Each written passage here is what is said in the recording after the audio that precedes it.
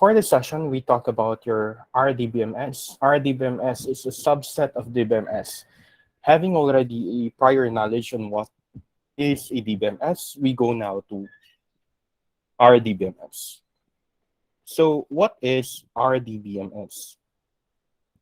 RDBMS is a relational database which refers to a database that stores data in a structured format using rows and columns. So here, the database is more of storing the data in a structured format using rows and columns. So why do we make use of a structured format? Because it makes it easy to locate and access specific values within the database if ever the format is structured. And how is the structure? Using rows and columns. But before going that rows and columns, let's first define why is it relational. It is relational because the values within each table are related to each other. So tables may also be related to other tables. Sir, you mentioned tables because tables are made of rows and columns. Now, again, it is relational because the values of one table can be related to the value of another table. So values of one table can be related to another table. So this relational structure makes it possible to run queries across multiple tables at once. So relational because we can relate a table to another table. When we talk table, these are the rows and columns which the structured relational database has created through our RDBMS. So how does RDBMS really work? So data presented in terms of tuples, rows in RDBMS. So rows or tuples, RDBMS contains numbers of tables, and each table has its own primary key. So RDBMS contains numbers of tables. That is already clear because we said this particular database contains tables, and we can relate one table to another table. And take note, each table has its own primary key. First, we go and define what is a table. A table is a collection of related data entries, related data entries, and contains rows and columns to store data. Okay? It is collection of related data entries and contains rows and columns to store data. What is a collection of data entries again? Collection of data entries is known as a data aggregate. So a data aggregate is created here in form of a table. Okay? The table is the data aggregate.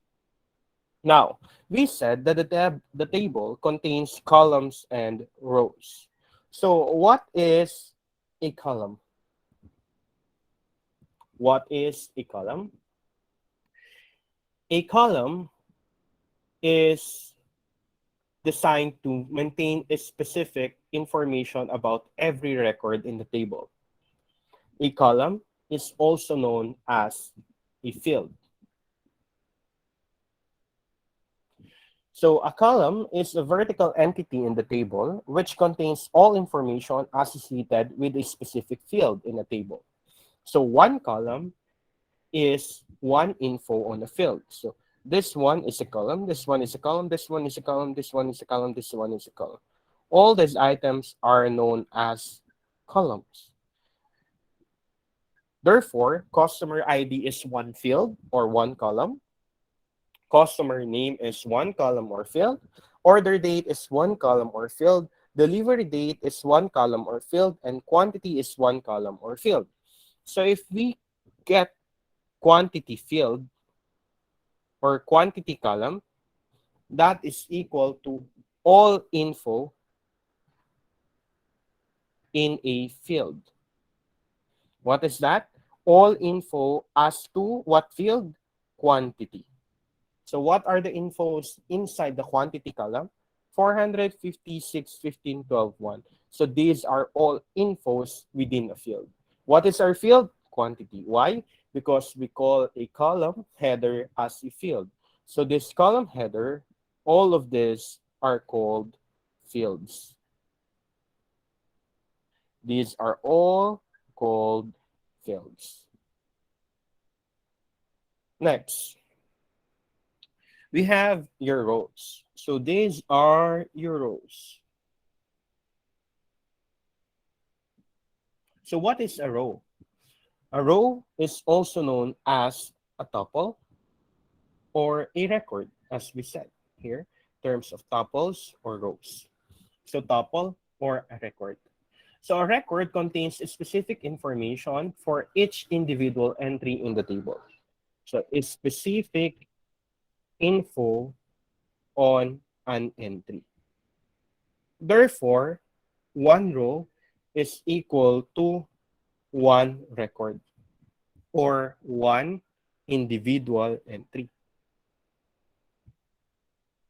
So if we look into row C003, this is considered one entry. So C003 is the customer ID. The customer name is Lasercom. The order date is November 12, 2009. The delivery date is November 20, 2009, and the quantity is 6. So that is a row. Again, a relational database is composed of number of tables, and these tables contains rows and columns. Rows contains record or entries. Columns contains fields or all info in a field. And these tables are related to each other. Furthermore, each table has its own primary key.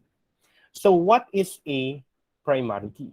A while back, we have already said that each must have a unique identifier. If you still remember that in our previous discussion, we said there must be a unique identifier. That unique identifier is known as primary key. So what are database keys? Database keys. Keys are a very important part of relational database. They are used to establish and identify relation between tables. They also ensure that each record within a table can be uniquely identified by a combination of one or more fields within a table. Again, a record within a table can be uniquely identified. So this is now your unique identifier. So when we talk about keys in RDBMS, we have two important keys. First is your primary key. Secondary to that is your foreign key. So what is a primary key? A primary key is a key which uniquely identify a record in a table, while a foreign key is a field in a table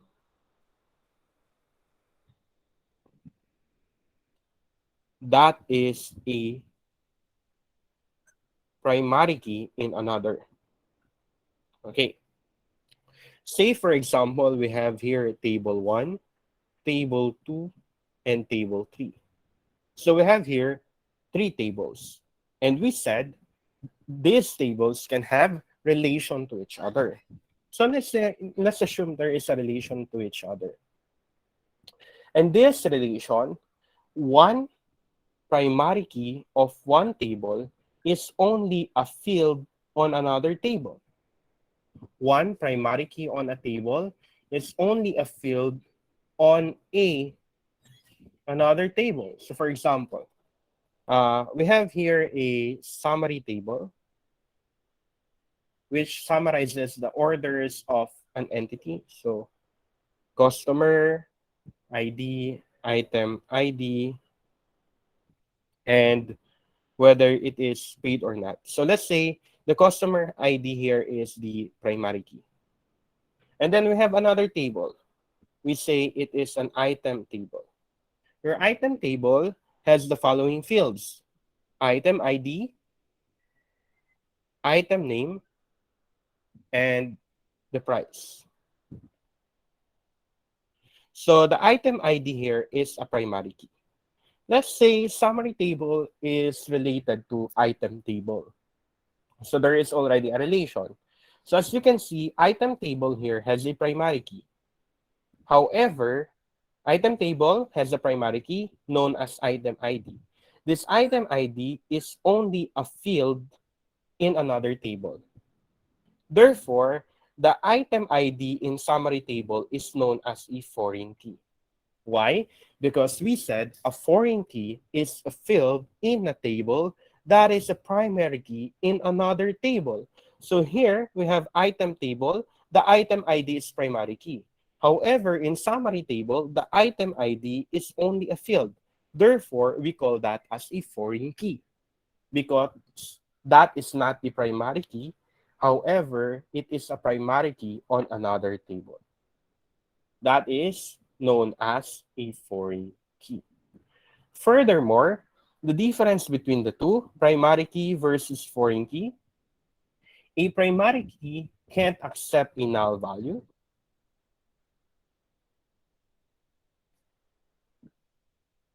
while a foreign key, it can accept a null value. Sir, what is a null value? When we say null value, no entry. If you don't make an entry on a particular field, then it is a null value. In a primary key, there can be only one primary key. Foreign key, you can have multiple foreign key. Primary key, represented by underlining, while your foreign key is represented by asterisk. So here, customer ID, you underline it. Item ID, you asterisk it because it is a foreign key. Later on, you will see more on how do we really underline and asterisk those fields. Okay. Again, the column headers are fields. One column represents all info in a field. Rows represents record. So one row represents one record. Now we go to your ERD. So what is ERD? ERD is known as Entity Relationship Diagram. ERD is a data modeling technique used in software engineering to produce a conceptual data model of an information system. The major activity of this phase is identifying entities, attributes, and their relationships to construct using the entity relationship diagram. Actually, ERD is used to see the logical representation of your relationship database management system. So, using ERD, what is an entity? An entity is known as the table itself. Attributes is known as the field or column. And relationships represent, of course, the relation or line between the entities and the attributes. So let's define what is an entity. An entity is anything about which we store information. So anything which we store information. This is known as your field. Normally, an entity is represented by a rectangle with its name on the top.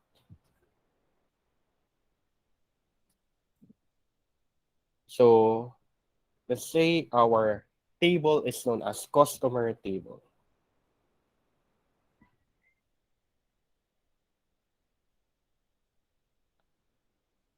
Next, we have your attribute.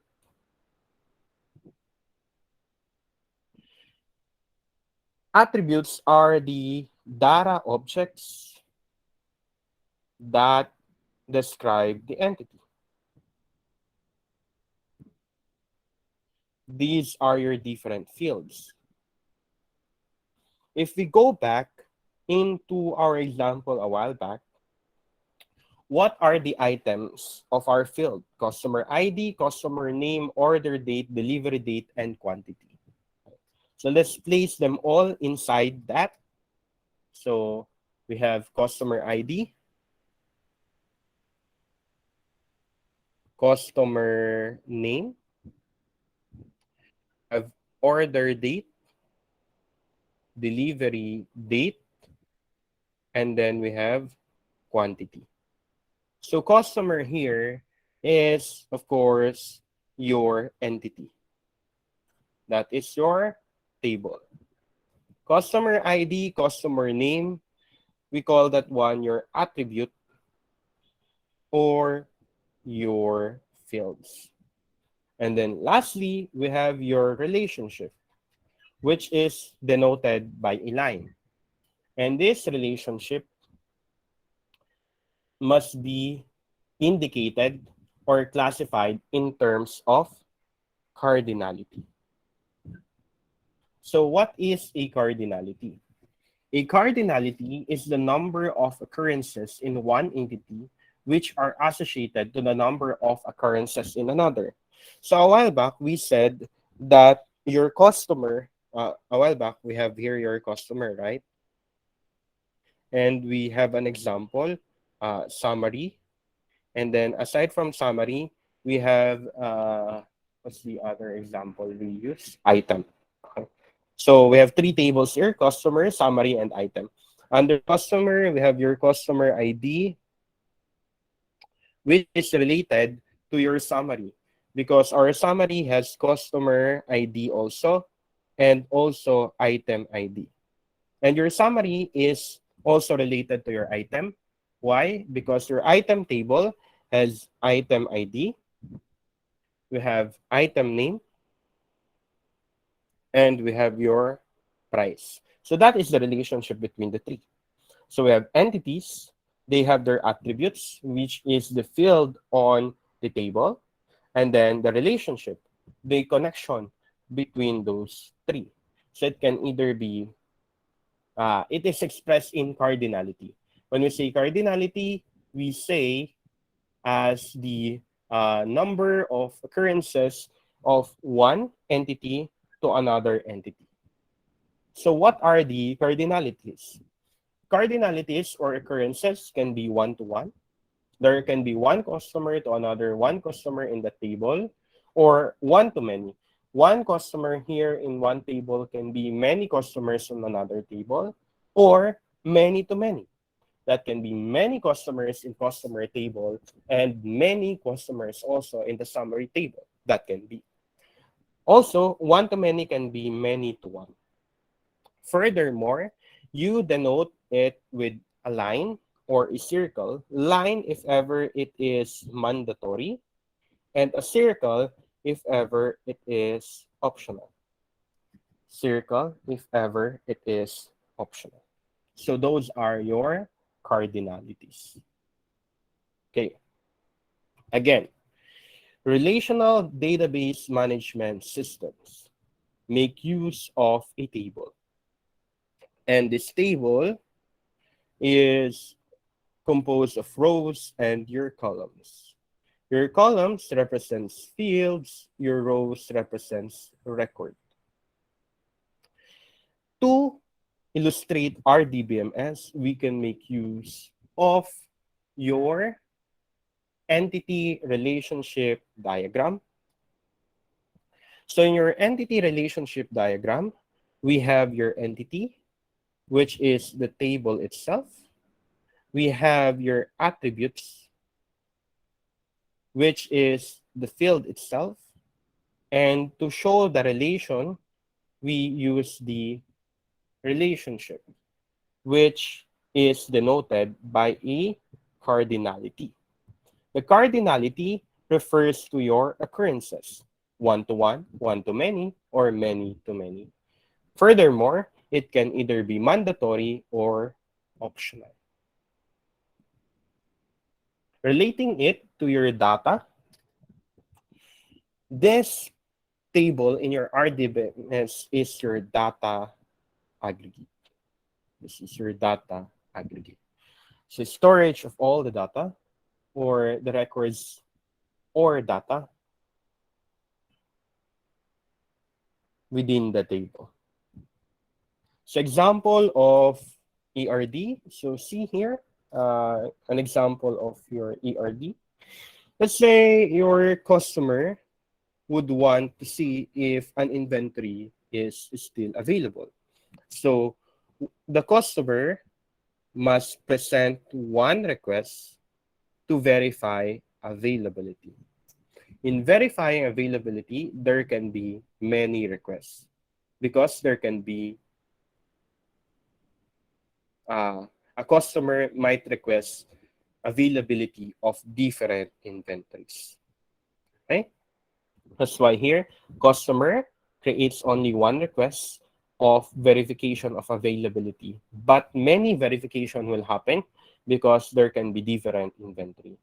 Now, the customer service clerk will now respond to the customer. So only one again.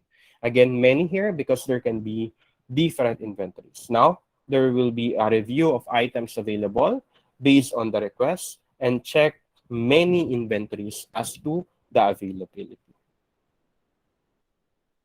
And it will return whether there is an available inventory or not. So those are relationships. So one to one, many to one, or one to many, or many to many.